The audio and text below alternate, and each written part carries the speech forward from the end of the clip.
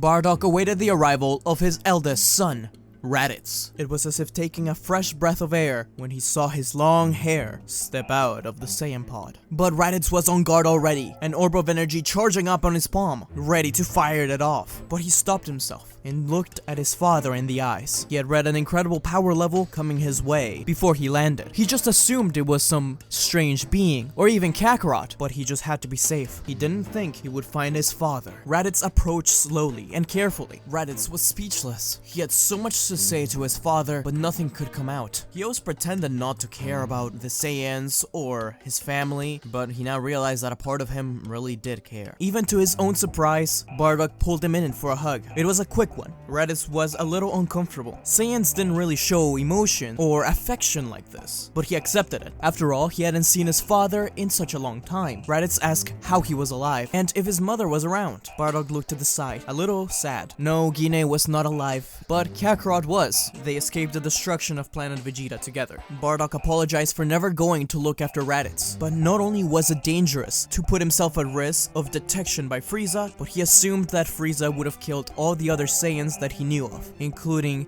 Vegeta, Nappa, and Raditz. Raditz calmed his worries. He came here looking for Kakarot, to have him become part of their Saiyan squad. Raditz asked why all the humans were still alive. Wasn't it Kakarot's job to destroy them all? Kakarot and Bardock both met incredible opponents and treasure allies along the way. They learned a lot on Earth. This is when Bardock points at where his scouters should be, telling Raditz that he can tell people's power and detect them without using a machine. Neither Kakarot nor Bardock destroyed Earth because without their mother around, they could just lay low together. But his mission was still in mind. He had been training for many years, along with his son, in order to try and defeat Frieza, but he knew that he wasn't to that level just yet. Raditz simply nods, listening to his father. He hated all these humans around, even the ones he will eventually meet. But once he arrives at Kame House, what everyone else is meeting, Kakarot and him don't really get along right away. Raditz is pretty brisk and insults the other humans. At the very least, he's happy to see that they've kept their tails. Bardock smirked, telling Raditz that once upon a time, they were going to have their tails removed, just as a precautionary measure. But instead, with the help of someone named Kami, they were able to learn how to control the Ozaru form. Raditz was very impressed. This was an ability usually reserved for only the elite. But seeing Kakarot playing around with little Gohan, especially him being named after a human, it doesn't sit well with him at all. In fact, a brawl sparks out between the two brothers. But this Goku was much more prepared for something like this. He's been training with his father for quite a few years, so the two brothers are quite equal in power. It's the techniques that edges him off over Raditz. The fight ends when Goku punches Raditz off, making him roll across the water. Bardock steps in between them, saying that that was enough. If Raditz was to stay on Earth, at least for a while they trained against Frieza, then they will have to get along and leave the humans out of this. Once they defeat Frieza, Raditz will not have to be here for long. Raditz resigns, but is not happy about it, but agrees to settle down. He takes off his scouter and sits to eat. Kakarot and Bardock explained a lot of adventures they had together, and after the night is over, Raditz is invited over to Goku's house. In the middle of the night, however, Raditz is out, looking at the night sky, thinking about everything he witnessed today. Truly a disgrace to the Saiyans, right? He put on his scouter, clicking it on, and asking if Nappa and Vegeta heard that. Nappa's loud chuckle is heard, and Vegeta agrees. They will find the Dragon Balls. In the meantime, Raditz will just have to learn from them, and if he finds a Dragon Ball, then to take it. Over the next year, Bardock, Raditz, and Kakarot all trained together, their goal set on defeating Frieza. Even Gohan got in on the action a little, and more than a few times, Piccolo challenged Kakarot. This made him stronger as well. Raditz was surprised to see a Namekian on Earth, but that would explain how the Dragon Balls could be here. Only someone like him could create them. Kakarot already had some Dragon Balls at home, 3 to be exact. He found them while looking for the 4-star Dragon Ball to give back to Grandpa Gohan. Grandpa Gohan took Bardock to the side, telling him that he didn't quite trust this Raditz fella. Bardock, of course, was a little insulted. He was his family, he was his son, but Grandpa Gohan told him to meditate, sense his ki, and when Bardock did so, he did sense a dark energy. However, he dismissed it, asking Grandpa Gohan if Bardock himself was any different when he took him under his wing. Grandpa Gohan didn't argue. He didn't know what to say. But one day,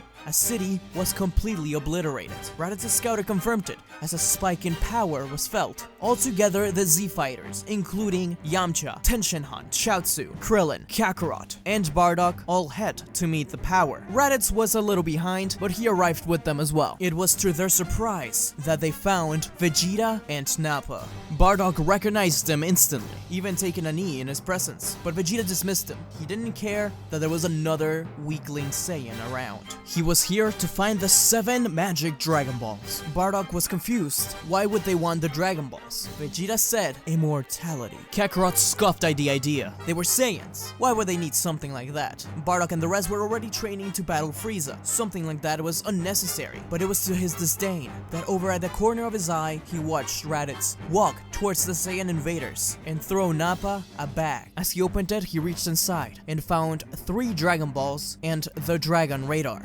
Bardock couldn't believe it. Not only did Bardock feel betrayed by Raditz, but Nappa and Vegeta had destroyed an entire city. Kakarot said that he'd never forgive them for this, but Vegeta responded with a smile, saying that after he collects all the Dragon Balls, he will test out his immortality by destroying every single human being. That was enough to enrage the rest of the Z Fighters. A plan was devised as Nappa planted the seeds of the Cybermen. The human Z Fighters rushed in to attack, battling the Cybermen, while Piccolo and Goku went after Nappa. Bardock stood there silently, looking at his son. How could Raditz betray them like this? But even Raditz himself felt a little insecure. After all, he did spend about a year with all of them. He didn't realize that Vegeta would want to kill them. Even so, he fought his father. But Raditz truly did fight like a low-class Saiyan, tough and aggressive, something Bardock appreciated. But it was clear that he was not in the right state of mind. Bardock took advantage of this, calling him a traitor. It wasn't long until he was knocked away, landing at the feet of Vegeta. Vegeta was angry at this and didn't have a problem going to kill Raditz. He pointed his hand out, ready to fire a blast at him. But Bardock rushed in, punching Vegeta across the face. He was sent hurling onto Nappa, who was holding both Piccolo and Goku by the neck. This allowed them to get away and rush in to attack together. The entire team is stronger than in the original story, thanks to their training with Bardock.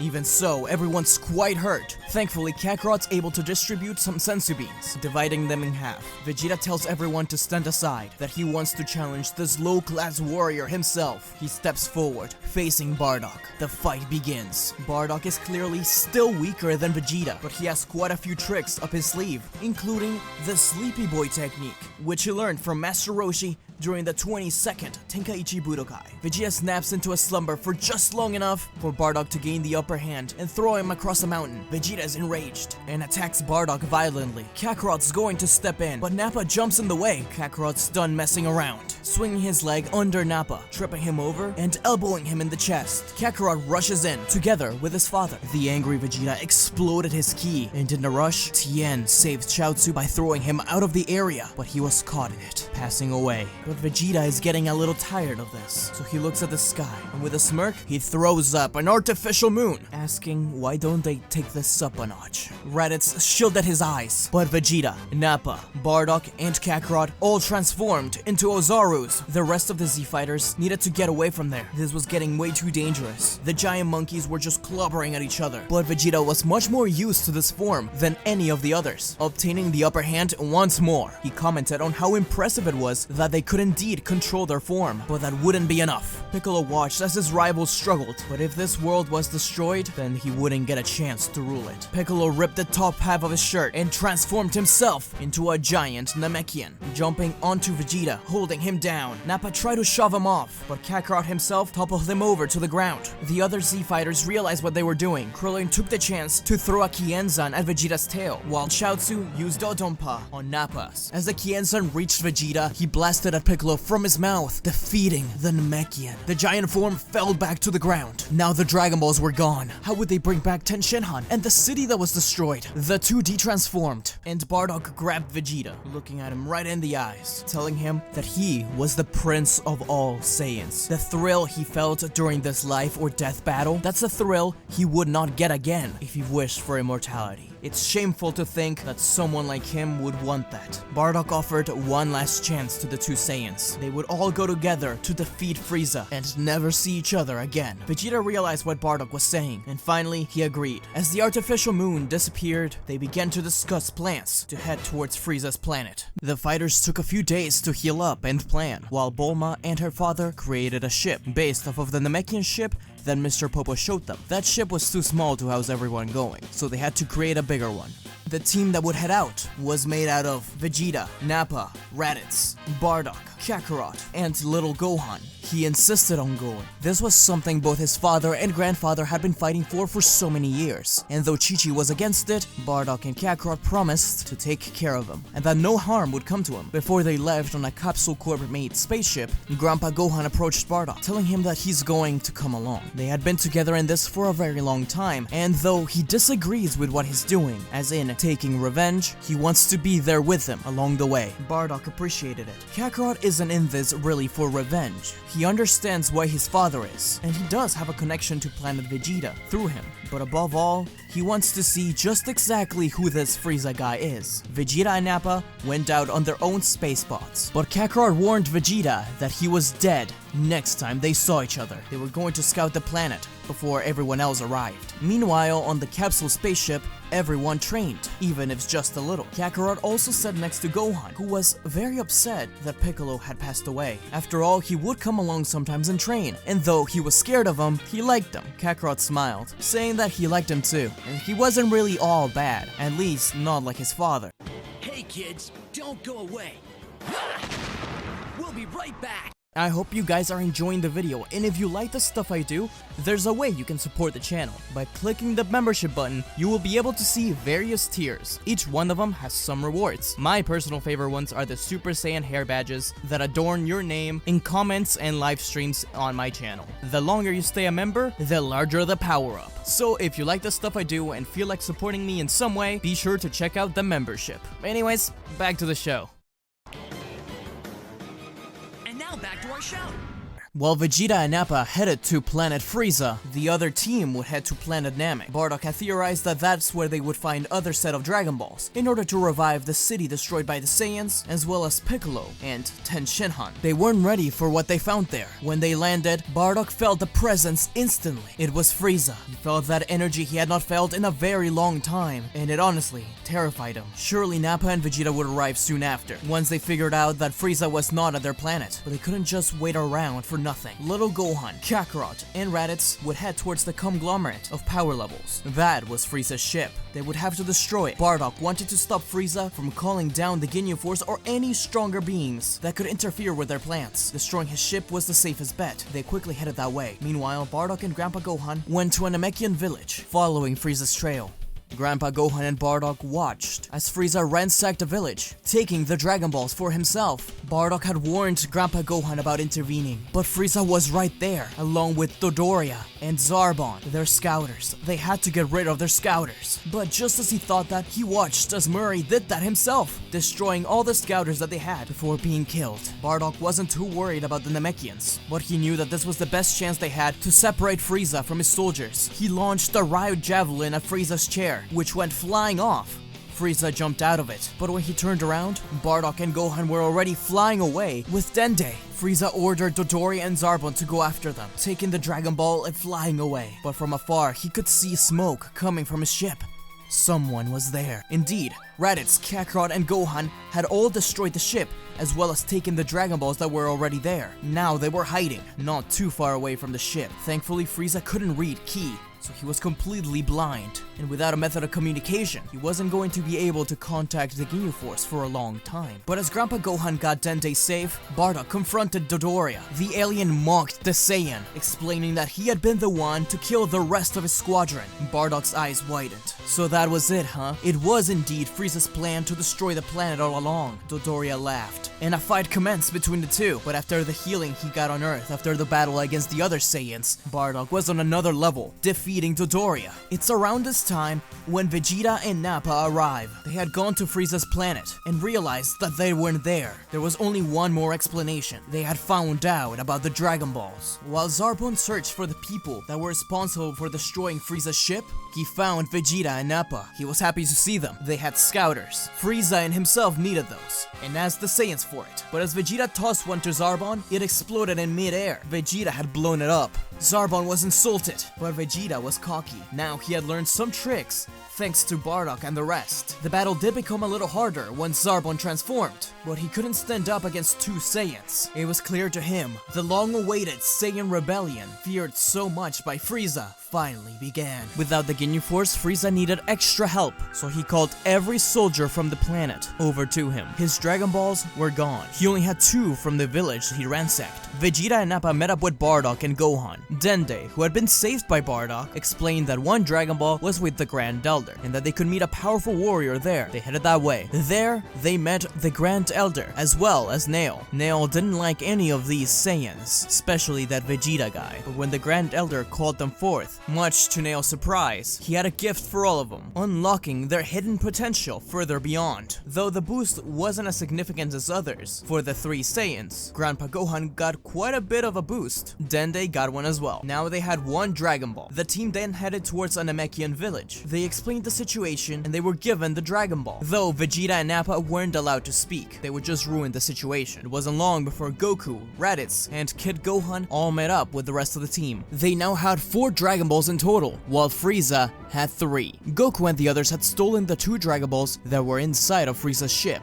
It was now or never. They needed to confront him. The 2 Gohans blasted at the soldiers behind Frieza, escaping away and being followed. Quite a few stayed behind with Frieza as well, but they had gotten rid of enough for the 4 Saiyans to enter the ring. Frieza was angry, angrier than he'd ever been before. He wasn't going to take any chances with these Saiyans, and that Namekian, as Nail stepped forward as well, proclaiming that he will defend his planet. The brawl began. Soldiers scattered everywhere as Frieza sat back and watched the show. But to his amazement, Vegeta, Nappa, and Raditz had gotten a lot stronger, able to defeat many of his soldiers. If only the Ginyu Force was here, they'd surely be able to win. But Frieza wasn't going to play fair, shooting a death beam onto Raditz's arm, allowing for the soldiers to gang up on him. But Kakarot defended him. Raditz watched in awe as his little brother helped. He helped him up, and they too locked eyes with Frieza. As the rest of the soldiers fell, it was only the Emperor versus the remains of the Saiyan race. Without further ado, Frieza transformed into his second form. But in the meantime, Grandpa Gohan and Little Gohan defeated some of the soldiers that were after them, and then, without Frieza noticing, took the 2 Dragon Balls that were left, summoning Porunga. Sadly, he could only revive 1 person at a time. They, of course, revived Piccolo. This way, Kami would be revived as well, and the Dragon Balls on Earth restored. With Porunga summoned, Frieza noticed him, trying to fly over there. Pretty much all the fighters were extremely hurt, with only Kakarot and Bardock still being able to stand up against Frieza. To get them all away, he transformed into his 3rd form. They were blown back. Frieza rushed towards Porunga. It didn't seem like the Saiyans or Nail could get to them in time. In this desperate hour, Kid Gohan turned to Dende and asked to wish for the power of everyone that's fighting Frieza to be restored. Dende did so. Raditz opened his eyes and felt an incredible surge of energy. All of them did. The Saiyans got quite a boost from this. And right before Frieza could reach Dende, Bardock appeared in front of him, grabbing an incoming punch and throwing Frieza back, only for him to be kicked away by Vegeta. He was being ping-ponged around.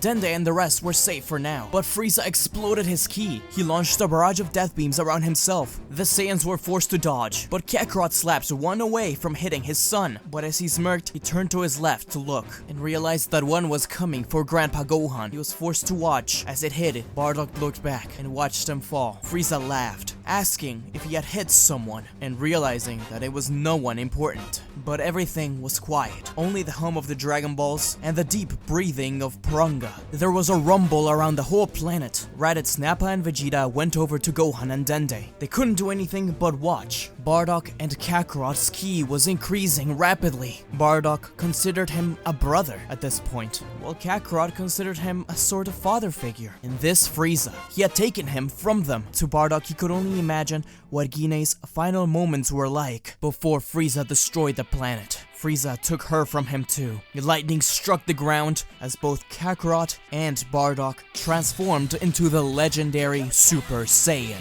Frieza couldn't believe it, but even still he mocked them, telling them that some hair change doesn't mean they can beat his third form. Plus, he still has one more left. Before he finished his sentence, however, Bardock appeared in front of him, grabbing Frieza's wrist and pushing him down. Kakarot walked up behind Bardock. The Saiyans looked at him in the eyes and told him to transform. Frieza was going to respond, but Bardock simply twisted his wrist, telling him to transform again. Raditz, Vegeta, and Nappa all watched in awe. With Frieza's final transformation, the two Super Saiyans stood up against their oppressor. But before the battle began, Frieza jumped up in the air, telling them that he had one more thing for them. A death ball was thrown down, crushing both of them into the ground. It seemed like it was going to reach the planet's core and destroy the world. However, the death ball went flying back up.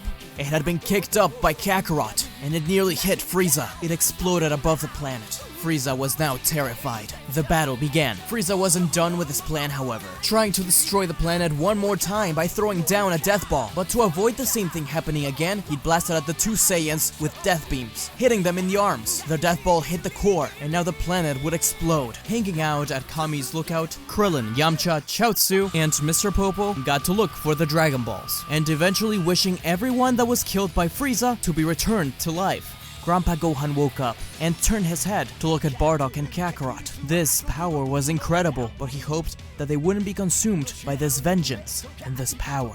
The Saiyans stuck around for as long as they could to watch the battle. It was incredible. Kakarot and Bardock were making quick work of Frieza, but when the ground below them sank and the Dragon Balls fell, they finally made a wish to teleport everyone but the fighters to Earth. And so, even Porunga reappeared there. But not long after, the Grand Elder passed away, the Dragon Balls being deactivated for now. But the battle between Frieza, Kakarot, and Bardock was coming to an end. He was cornered, with Bardock on one side and Kakarot on the other. Bardock said, "It all comes down to this.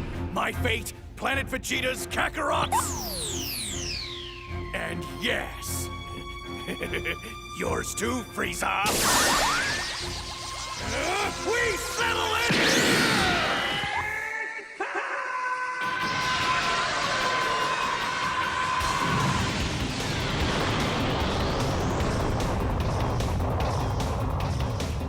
Frieza was dead. Bardock clenched his fist, seeing a mirage of Gine in the horizon. He had done it. Everything he had worked for up until now had paid off. But he couldn't shake the anger, nor the pain, and the mirage of Gine disappeared. Kakarot went up to his father, putting a hand on his shoulder, telling him that they needed to reach their ship. But Bardock wasn't responding, and his aura erupted, pushing Kakarot back. His eyes were blank. Unlike Kakarot, he wasn't as in tune with his emotions, and the rage he felt as a Super Saiyan were overtaking him. Kakarot tried to calm him down, but all it culminated in was another fight between the two Super Saiyans. Every punch shook the planet, no doubt making their stay there even shorter. All Bardock could say was Frieza's name over and over, as if his fight wasn't over, and he saw his own son as that monster. Kakarot didn't have a choice but to retaliate, punching Bardock across the face, and then again and again. Bardock was feeling disoriented, but finally he snapped out of it, falling onto his knees, not able to stand up. Kakarot didn't have any more time to argue. He simply dragged his father onto their ship. With the last of his strength, Bardock looked at Kakarot, asking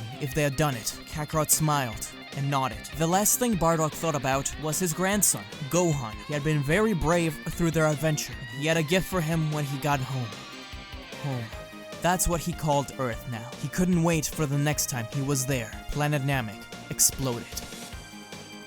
And that, my friends, is the end of episode 2 of What If Bardock Went to Earth with Goku. I really hope you guys enjoyed it. Part 1 received an awesome reception. I enjoyed making it a lot. I hope you enjoyed this one too. Shout out to Professor Chimp, who helped me out quite a bit with ping-ponging some ideas for this story. Also, if you ever want to contact me in any way, my DMs are always open on Twitter. That's the best place to follow me, so be sure to follow me at ShareYourEnergy. Also, I just want to announce, I know a lot of you guys are upset at me because I often make some what-ifs that I don't continue. This week, I've started to write some stories continuing old what-ifs that I never really got through. For example, what if Raditz went to Earth with Goku? Goku in Marvel and Saiyans in Star Wars. And of course, the regular what ifs, what if Goku and Vegeta went back in time and Gohan continued training, are gonna continue as well. Sorry for the wait, guys. I know I've been disorganized about this. I've finally gotten the hang of this YouTube stuff, I think, and so things are gonna get better, and I appreciate you guys' patience. As always, leave any comments below of what ifs you want me to cover. I'm always willing to hear more options out. And finally, shout out to the Super Saiyan Legend members of the channel, Matthew Cruz, Zachary Croy, Jiggly Booties, Erica Brown, and Mek. You guys are awesome. Thank you for your constant support. It means a lot to me, and it just helps make the videos a little faster and stuff like that. And before I forget, my good friends over at Geeks for Fun just started their new saga of What If Goku Was in DC. It's an amazing story, probably my favorite what if on YouTube, and we gotta get their channel to at least 20,000 subscribers soon. So if you guys don't mind, I'll leave a link in the comment and in the iCard. Check out their stuff and enjoy. Anyways, until we meet again, I'm Smugstick. See ya. Don't forget to like, comment, and subscribe to Smugstick, unless you want to be destroyed. Lord Beerus, that's hardly fair. But also, don't forget to click the bell icon to get notified when he uploads new videos.